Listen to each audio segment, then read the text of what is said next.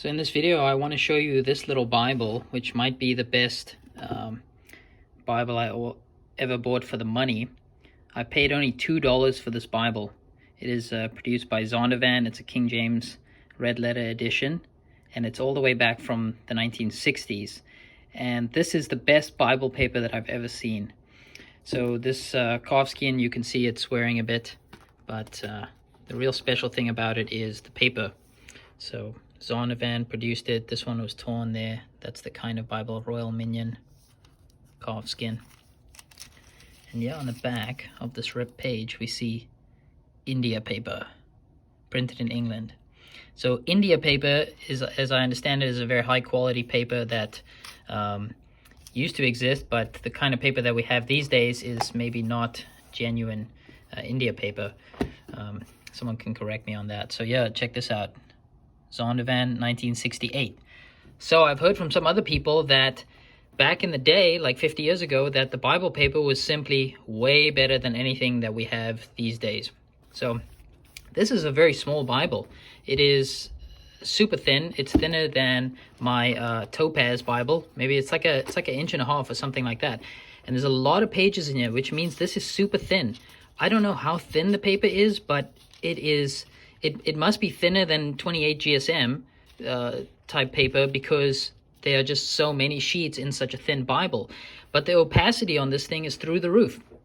By the way, I just added these red ribbons and this red on the edges. Okay, now I want to compare it with some other Bibles so you guys can get an idea of just how much better the paper was back in the day compared to what we have these days.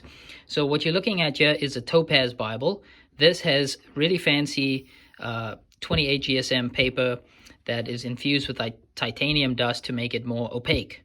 But just look at the total page situation there. You can see there is a lot of ghosting, okay? This is the highest end paper that you get. This is the same stuff that's in Schuyler quintels. Look at the level of ghosting that you have. Now look over here. This is the same.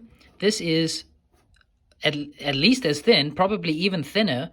And the crazy thing about this is not line matched, okay? It's not line matched, and it is thinner, but somehow it is way more opaque. And look how this font is really small, but it's very readable. Anyway, I'm just utterly shocked at how amazing the paper is from back in the day. So to compare it with something else, this is the Preacher's Bible, and the paper in this is a 65 GSM. Look at how fat this Bible is. It is extraordinarily, it's like 2.5 inches, because this paper is thick like you would find in a textbook. It's also coated. So 65 GSM and with line matching. And look at that. You can still see a little bit of ghosting. Obviously, this is nothing. This is super amazing. But this is the modern technology of what we can do today. But now let's compare that with our 50-year-old Zondervan Bible. And honestly, it looks to me like there is less ghosting in this Bible than there is in that, even though the paper is more than twice as thick. It's simply because they had true India paper back in the day, and for some reason we don't have it anymore.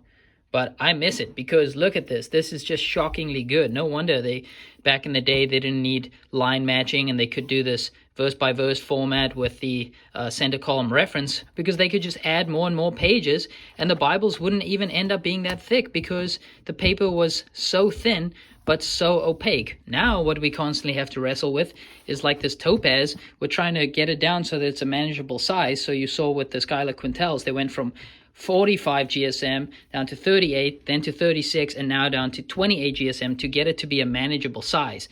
But with that, now we have thinner paper, and they're trying to make it fancy, but it still doesn't have, it has more ghosting than what we had in I'd say a cheaper Bible, comparatively speaking, from 50 years ago, produced by Zondervan.